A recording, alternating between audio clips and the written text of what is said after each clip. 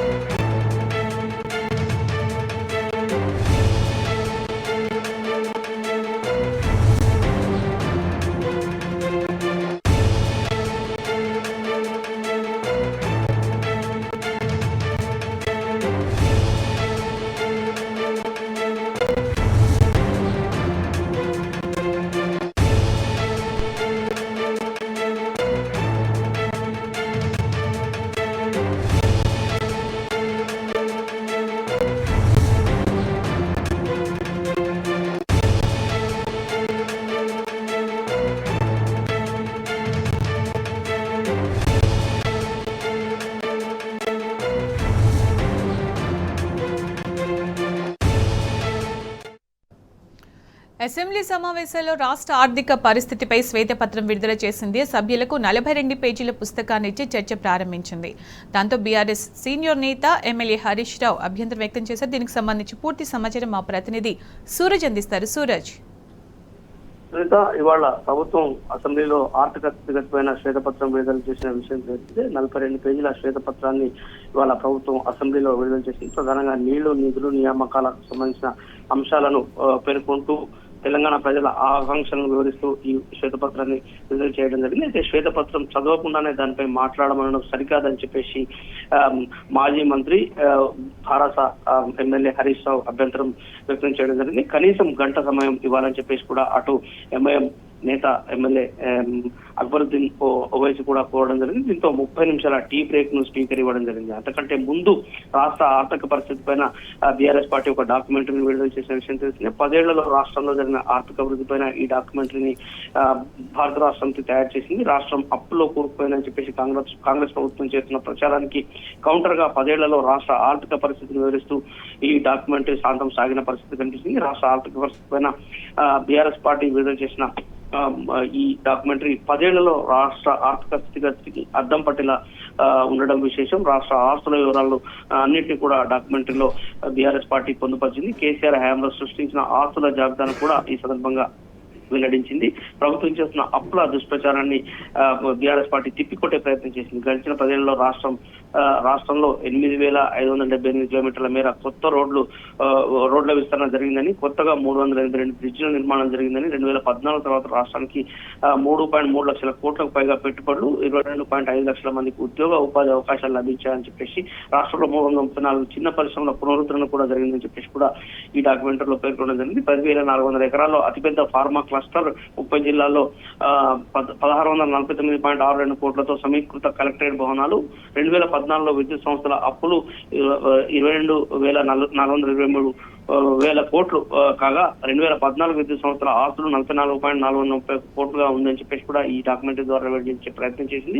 2023లో విద్యుత్ సంస్థల అప్పులు కూడా 81,000 కోట్లు, ఈ 2023లో విద్యుత్ సంస్థల ఆస్తులు కూడా అదే రీతిలో పెరిగాయి. 1,37,570 కోట్ల ఆస్తులు విద్యుత్ సంస్థలకు చేకూరాయని చెప్పేసి కూడా ఈ డాక్యుమెంటరీ ద్వారా భారత రాష్ట్రానికి వెల్లడించే ప్రయత్నం చేసింది. ఇక 2014లో వ్యవసాయ విద్యుత్ కనెక్షన్లు 19.03 లక్షలు ఉండగా 2023లో వ్యవసాయ విద్యుత్ కనెక్షన్లు 27.87 లక్షలకు పెరిగాయని చెప్పేసి కూడా పేర్కొనడం. 585 కోట్ల రూపాయలతో పోలీస్ కమాండ్ కంట్రోల్ సెంటర్ నిర్మించిన విషయాన్ని కూడా ఈ డాక్యుమెంట్ ద్వారా వెల్లడించింది. రాష్ట్ర వ్యాప్తంగా 137 పోలీసు భవనాల నిర్మాణాన్ని కూడా చేసిన విషయాన్ని ఈ సందర్భంగా గుర్తు చేసింది. 654.50 కోట్లతో కొత్త జిల్లా పోలీసు అధికారుల కార్యాలయాలు నిర్మించడం, 10 ఏళ్లలో తెలంగాణ వ్యాప్తంగా 10.13 లక్షల సీసీ కెమెరాలు ఏర్పాటు చేయడం, పోలీసు వాహనాల సంఖ్య 20,115కు పెంచడం, 617 కోట్లతో కొత్త సెక్రటరియట్ నిర్మాణం, మొత్తం 28 ఎకరాల 7 లక్షల చదరపు అడుగుల విస్తీర్ణంలో 7 అంతస్తుల భవనాన్ని అత్యంత సుందరంగా ప్రతిష్టాత్మకంగా నిర్మించిన విషయాన్ని కూడా ఈ డాక్యుమెంట్ ద్వారా భారత రాష్ట్రానికి వెల్లడించే ప్రయత్నం చేసింది. ఏదైతే కాంగ్రెస్ పార్టీ ఈ శ్వేతపత్రాన్ని విడుదల చేస్తూ ఆర్థిక స్థితిగతిని అసెంబ్లీలో వెల్లడించే ప్రయత్నం చేస్తుంది. ఇది ఖచ్చితంగా వాళ్ళ 6 హామీల అమలును ఎగవేయడానికి చేసే ప్రయత్నంగానే భారత రాష్ట్రానికి చూస్తున్న పరిస్థితులు కనిపిస్తున్నాయి. ఇందుకు సంబంధించి గతంలో కేటీఆర్ కూడా అసెంబ్లీలో మాట్లాడిన విషయం తెలిసిందే. రాష్ట్రం అప్రతిహతంగా అభివృద్ధి పథంలో ముందుకు దూసుకెళ్లిందని చెప్పేసి ఆయన అనేక అభివృద్ధి సంక్షేమ కార్యక్రమాలు తెలంగాణలో వాళ్ళ ప్రభుత్వం చేపట్టిన విషయాన్ని అసెంబ్లీ కేంద్రంగా వెల్లడించిన విషయం కూడా తెలిసిందే. ఇందుకు సంబంధించి కాంగ్రెస్ పార్టీ ఏదైతే రాద్ధాంతం చేస్తుందో అది పూర్తిగా ఎన్నికల సందర్భంగా కాంగ్రెస్ పార్టీ ఇచ్చిన హామీల ఎగవేతలో భాగంగానే అని చెప్పేసి కూడా భారత రాష్ట్రానికి నేతలు కేటీఆర్, హరీష్ రావులు, ఇతర నాయకులంతా కూడా ఆరోపిస్తున్న పరిస్థితులు కనిపిస్తున్న విషయం తెలిసిందే. Sunitha. Right Suraj, thank you.